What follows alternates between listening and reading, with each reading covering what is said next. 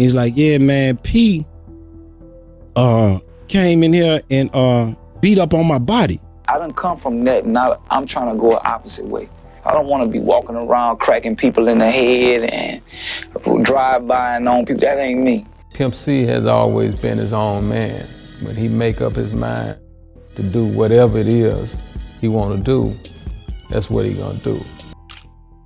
Every region has its legends. In the South, fewer, bigger, or more violent than the story of Master P and Pimp C. Once I found out Mama was cool with what was going on, and I felt like if Pimp was alive, would he speak on it? Yeah. I absolutely believe he was. Two men with visions of dominance colliding in a clash that blurred the lines between music and the streets. My two friends, I definitely felt I needed to step in. Master P wanted to be respected, and Pimp C wanted to be respected. To get both parties on one accord where the subject of respect, that was the solution. Hotel rooms turned hostile, phones rang in Houston for deadly favors, and one of rap's most feared CEOs had to step in before blood was spilled. The dude came to Jay Prince to get permission to kill Chad, right? Damn. And Jay Prince like, no, that's, we got a lot of money on the line, this my guy, and they gaffled him up. This was about pride, power, and survival, and it left scars that would follow both men for years to come. Let's talk about it. Clash of business and brotherhood. The South has its own myths, stories that never made the front page but traveled through mixtapes, backstage whispers, and the voices of people who swore they saw it all go down. One of those stories sits at the intersection of Texas and Louisiana, two states with different cultures but the same hunger for respect. It's the story of Pimp C, the fiery half of UGK, and Master P, the mastermind who built No Limit Records into a military-styled empire. You know, I named my company No Limit because there's gonna be no limit to my success. And I named myself Master P because I said I'm gonna master whatever I do. What started as a collaboration turned into one of the most violent and talked about clashes in Southern rap history. The root of it all came down to something deceptively simple: money and respect. By the mid-90s, Pimp C wasn't just a rapper. He was a producer with an ear for sound that carried Texas soul, a musician who could sing hooks, build beats, and give records the kind of bounce that translated from Houston clubs to car stereos across the South. Outspoken, he could rap, he could sing, he could produce. He was multi-talented. Master P, meanwhile, was in the middle of his grind, moving records out the trunk, turning Richmond hustle into New Orleans empire, plotting a takeover of the entire rap game.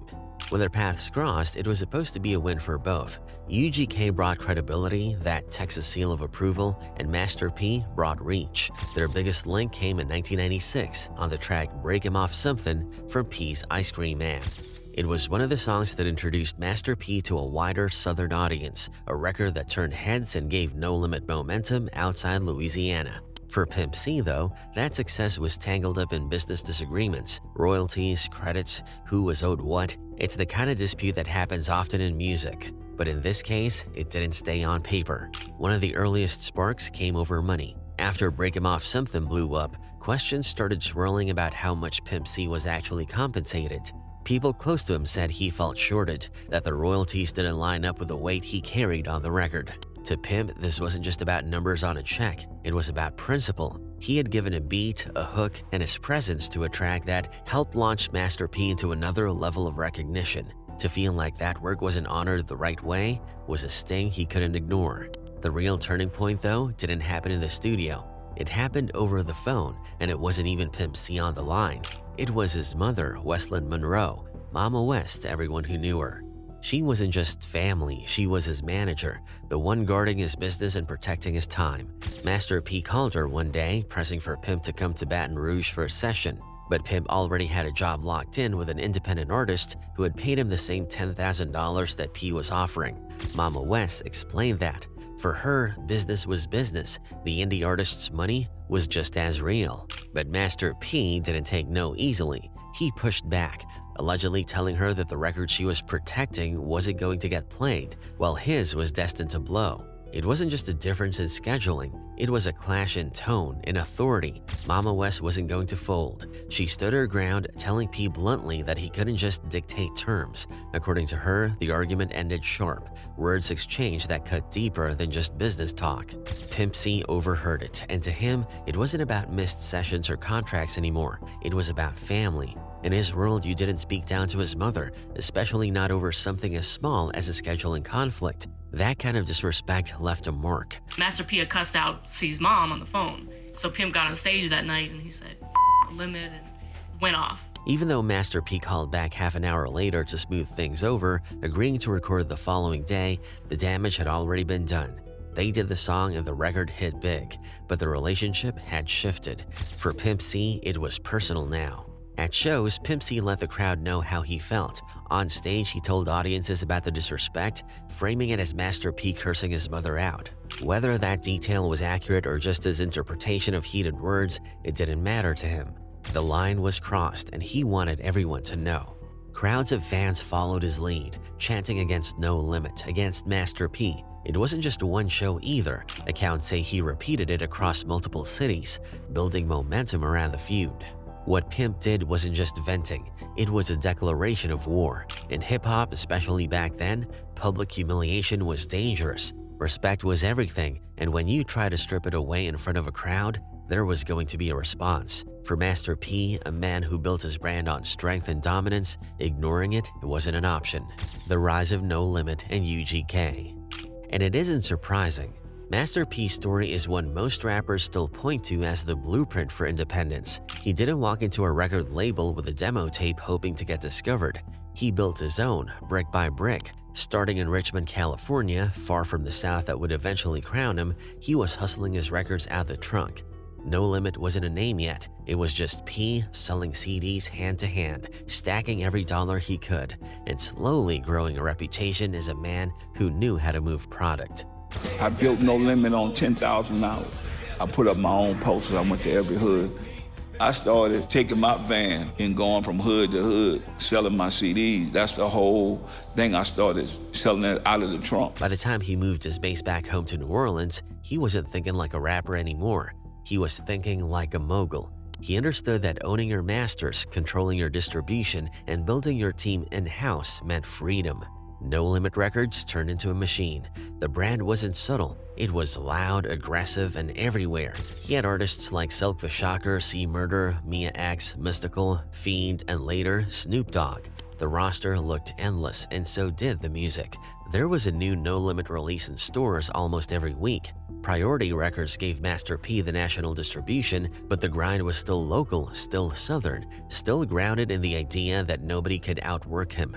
Meanwhile, 300 miles west, UGK was carving out a completely different lane. Port Arthur wasn't a city people associated with rap. It was small, industrial, almost quiet compared to Houston or Dallas, but that's where Pimp C and Bun B were putting together something special. Pimp was rapping, producing, composing, and shaping a sound that didn't sound like New York, LA, or even New Orleans. It was Texas soul, thick and bluesy, layered with church organs, heavy funk, and the punch of the Roland 808. He called it country rap tunes. Man, I'm 16 years old. We doing shows Thursday, Friday, Saturday, and Sunday. And we really wasn't no serious money. I think we were getting $500 a show. Bun B was the anchor. His voice had authority, the kind of cadence that made you listen. Pimp C was the wild card, high-pitched, emotional, sometimes confrontational, sometimes smooth enough to croon on a hook. Together, they were balanced. They took their local slang, their stories about southern streets, and turned them into something that didn't need outside validation. This is where the two stories begin to touch. By the mid-90s, No Limit was rising, and Master P was hungry for collaborations that would plant his flag deeper into the South. UGK was already respected across Texas and Louisiana. Pimp C's beats had a grit that P liked, and Bun's verse gave weight to any track. They came together on Break 'Em Off Something in 1996, and it ended up being one of Master P's breakout moments. It was a union of two southern powers, and for a brief moment, it looked like the relationship would be mutually beneficial. But from the beginning, there were differences in how they operated. P thought like a businessman first, an artist second. Every move he made was about leverage, ownership, and expansion. Pimp C, on the other hand, was uncompromising. He cared about the music, the respect, and the principle of things. Money mattered, but not more than his pride, not more than standing on what he believed was right. Pimp C has always been his own man. When he make up his mind to do whatever it is he want to do, that's what he gonna do. Dissing in music and shows. So when the tension moved from phone calls and backroom arguments into the music itself, that's when people really started to notice. Pimp C was never the type to keep quiet. He'd turn personal frustrations into coded jabs on records. One minute he'd be talking about fake hustlers, the next he'd slide in a line about somebody trying to control his time and disrespect his family. To outsiders, it sounded like general rap talk. To people close to the situation, it was a shot aimed squarely at Master P. It's Pimp C, man. Listen, bro, the man is such a character, bro. He dissed Master P. And Master P had his own way of clapping back. He didn't rely on slick wordplay like Pimp C. Instead, No Limit's music started carrying that polished, heavy, almost militarized feel, like a marching band mixed with street hustle. Everything was about the tank, the soldiers, the empire. It wasn't so much subliminal as it was about showing dominance. Master P didn't have to call names. The branding itself, the covers, the chants, the hooks, all sent a message. We're bigger, we're stronger, we can't be touched. Against UGK's raw, dirty Texas sound, it felt like two different Souths were suddenly squaring off. Fans started reading between the lines. In Texas, people would point out verses where Pimp C was clearly talking about Master P. They'd replay the tapes, circle the lines, and say, "That's for No Limit." Meanwhile, in Louisiana, the loyalty was deep. Master P had built himself into more than a rapper. He was the face of New Orleans hustling made good. Every time UGK slipped in a shot, No Limit fans brushed it off as jealousy, as Texas boys not being able to handle the rise of the tank. But it wasn't that simple. By this point, UGK already had a chokehold on the Southern Underground. They had credibility that no amount of flashy branding could buy. Their sound was baked into Texas car culture, into the country rap tune's identity. And Pimp C's subliminals weren't just attacks, they were warnings. He wanted people to know he wasn't anyone's employee, wasn't anyone's soldier. If he had to burn bridges to prove it, so be it. There's a performance from around this period that shows how much the music and the street talk had merged. Before Pimp even rapped a verse, he stopped the show and told the crowd about a ho dude from Louisiana disrespecting his mama. Then he had thousands of fans chant F Master P in unison. He was going on stage saying F No Limit. That wasn't a subliminal anymore. It was live, on stage, with the energy recorded in people's memories. From that night on, every UGK verse that sounded like a diss carried extra weight. And the beef gave people ammo on both sides. Every UGK track with a sharp line became a rallying cry for Texas. Every new No Limit release, stacked with features, videos, didn't just reflect the beef. It amplified it, spread it, and turned it into a story that every Southern rap fan had to pick a side on. The beef's breaking point. Now that the beef was made very public with a chant, Master P's response didn't come in a song. It came in a hotel room. He said P had the gloves on and was going to work on them, you know, and it came up in the hotel room on him. And that was pretty much how that went. Pimp C was staying at the Residence Inn in Sugar Land, Texas, while working on Right and Dirty. It wasn't his first choice of hotel, but his preferred spot downtown was full. The Sugar Land location just happened to be right in Master P's territory. According to multiple accounts, his mother's, his friends, even Pimp's own retelling. One night, the door to his room was forced open. Several masked men rushed in. Among them was Master P. They held Pimp down. P, wearing gloves, went to work with a pistol, striking him across the face and body. It wasn't just a beating, it was meant to send a message, and at the end of it, P allegedly pulled off his mask, looked him in the eye, and made sure Pimp knew exactly who had done it. He's like, yeah, man, P came in here and beat up on my body. The aftermath was ugly. Pimp suffered a concussion. Mama West believed he had fractured ribs. He was shaken to his core, not just by the physical damage, but by the way it went down. To him, a fight should be man-to-man, fair. Win or lose, you handle it directly. But being jumped and restrained while another man swung on him, that felt like a violation of every code he lived by. My two friends, I definitely felt I needed to step in. Master P wanted to be respected, and Pimp C wanted to be respected. To get both parties on one accord where the subject of respect, that was the solution. The timing couldn't have been worse. UGK was in the middle of crafting Right and Dirty, the album that would go on to define Southern rap.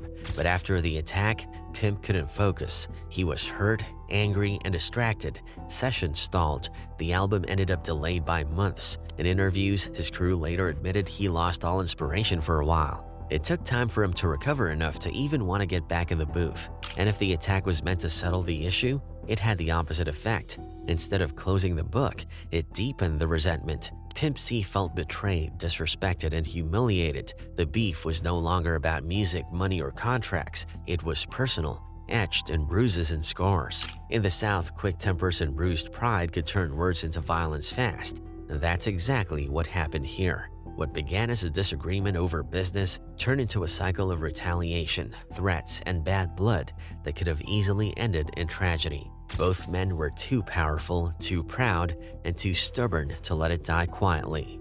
Pimp C's downward spiral. By the early 2000s, the weight of everything was catching up to Pimp C. The hotel incident, the constant subliminals, the paranoia that came with watching your name get pulled into beefs across the South, it all left him raw. He was still making music, still keeping UGK alive, but his personal life was spiraling.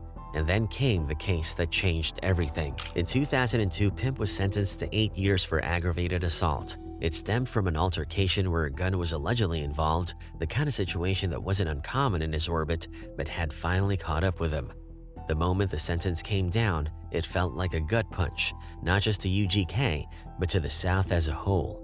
He was a cornerstone of Texas rap, the voice that had demanded respect for country rap tunes, and suddenly he was gone.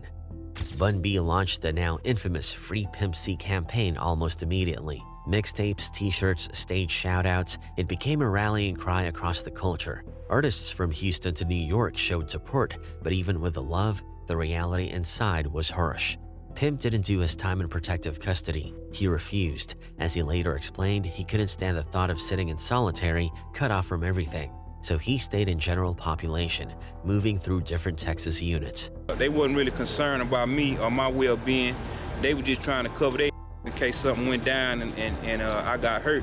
In prison, he became the kind of folk hero, respected by other inmates, looked up to as proof that someone from their world could make it and still keep it real. But the walls didn't dull his paranoia. If anything, they made it worse. He talked openly after his release about how guards targeted him, how being locked in Texas meant constantly running into people who either hated him for who he was or wanted something from him. On one hand, he was writing songs, meeting younger artists, staying creative. On the other, he was stewing, turning over in his head all the wrongs done to him, all the people he felt had crossed lines. And the beef with Master P was never far from his mind. Even behind bars, the story of that hotel room followed him. To Pimp, it was unfinished business. To his people on the outside, it was fuel for whispers. Stories spread about violent encounters between UGK affiliates and No Limit associates, run-ins at clubs, crews eyeing each other at shows. Nothing ever turned into an open war, but the tension was real. And with Pimp locked up, every rumor hit harder, feeding his distrust. He didn't know who was plotting, who was protecting him, or who might be waiting when he got out. The scariest moment came when word got around that someone in Master P's circle had actually called Houston asking for permission to take him off the board completely. In the South, nothing that serious could move without approval, and in Houston, all roads led to James Prince. Jay Prince was the quiet power of Rap-A-Lot, a man whose name carried more weight than most rappers could dream of. If someone wanted to greenlight a hit in Texas, they had to clear it with him. According to people close to Pimp, the call was made. Someone from P's side asked for the go-ahead to kill him. Prince shut it down instantly. The dude came to Jay Prince to get permission to kill Chad, right? Damn. And Jay Prince like, no, that's we got a lot of money on the line. This my guy, and they gaffled him up. But even though Prince's word kept the situation from exploding, the fact that the call had even been made stuck with Pimp C. It confirmed everything he already felt, that he was surrounded by enemies, that people he'd worked with wanted him gone. To him, the Master P beef was part of that bigger picture. He saw it as more than just a personal clash. It was proof of how dangerous the industry could be if you weren't careful. The years inside took a toll. He admitted later that it drained him financially, that even with people like Bun B and Jay-Z looking out, being gone meant watching money fly out faster than it came in. He admitted it made him angrier, more suspicious, less willing to trust anyone, but he also said it gave him clarity. When he walked out in December 2005, finally free after 3 years locked away, he carried both things with him, the scars and the perspective. And that's why one of the first things he did was try to close the book on old beefs. In later interviews, Master P himself said that Pimp C approached him with an apology. "Big dog, I apologize to you." He remembered Pimp saying, "That was my bad, I was on drugs." It was blunt, almost sad in its honesty. The same paranoia, the same impulsive anger that had pushed the beef to its ugliest moments had been fueled by substances, by stress, by the weight of too much too fast. Mama West confirmed it. She said Master P was one of the very first people to call her son when he came home. They talked, they let it go. The two even spoke about working together again, about finding some kind of full circle from how it all began. But even in that reconciliation, he could still feel the shadow of what happened. Pimp C had spent years believing that someone wanted him dead. He had been locked away while rumors and plots swirled, and that leaves marks you can't fully erase. The downward spiral had nearly consumed him. Jail time, paranoia, rumors of hits, the constant weight of distrust, it all pushed him to the edge. But when he came home, he at least tried to build something new, to move forward. The scars of the beef with Master P never completely faded, but they were finally put to rest. The tragedy was that by then, he didn't have much time left to enjoy the peace. Tragically, Pimp C passed away just 2 years later on December 4th, 2007. Mama West would pass away years after that. Out of respect, Master P rarely speaks on the incident today, stating he doesn't want to talk about it when Pimp C and his mother are no longer here to tell their side of the story.